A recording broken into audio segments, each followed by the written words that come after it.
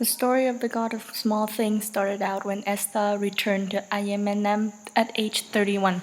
But the center of the story is the events that happened when the twins Esther and Rahel were 7 years old and was living with their mother in the Yemen house. The house was where their mother Amu grew up and tried to run away from by getting married to a man she didn't love.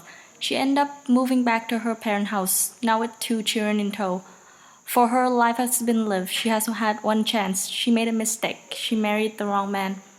The twins grew up in the Yemen house near a river with the love laws that decided who should be loved and how much. On the top of my book cover is a boy with a puff in his hair. It is actually a picture of Elvis Presley. And to me, that's Esther. On the bottom is a girl with a ponytail in a Love in Tokyo, 2 red beads on a hairband, and she's Rahel.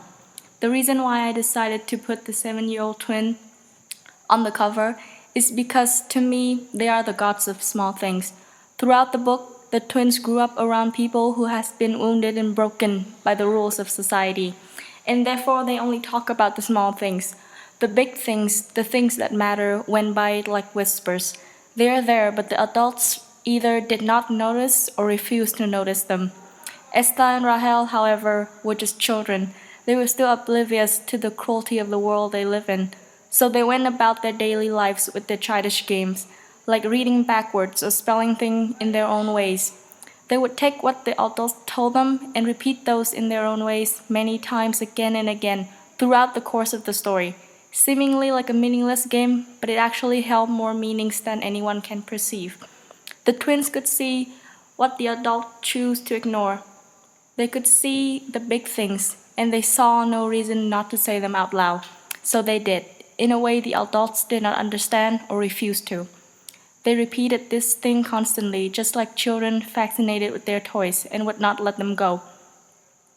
The small god laughed a hollow laugh and skipped away cheerfully, like a rich boy in shorts.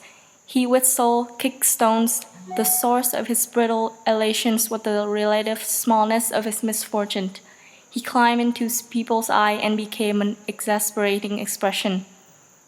The other image I chose to include on the book cover was a boat.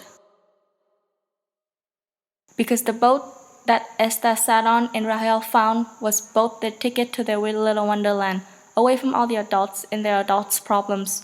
But the boat was also what the twins used to run away when their mother said she did not want them. The boat was their pain and misery.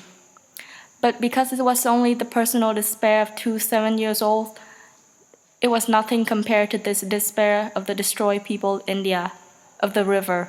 So the river took away Sophie Mole's lives. Her death was another piece falling into place in the tragic pictures of the twins' lives. The color I chose was red background with yellow text because communism was one of the themes of the books. And also red, to me, symbolized the pain of the people in the story. And the ones who were most innocent but ending up suffering the most were the 2 people on my cover. Not Velutha, not Amu, not Sophie Moles, who lost her life, but 7-year-old Esther and Rahel.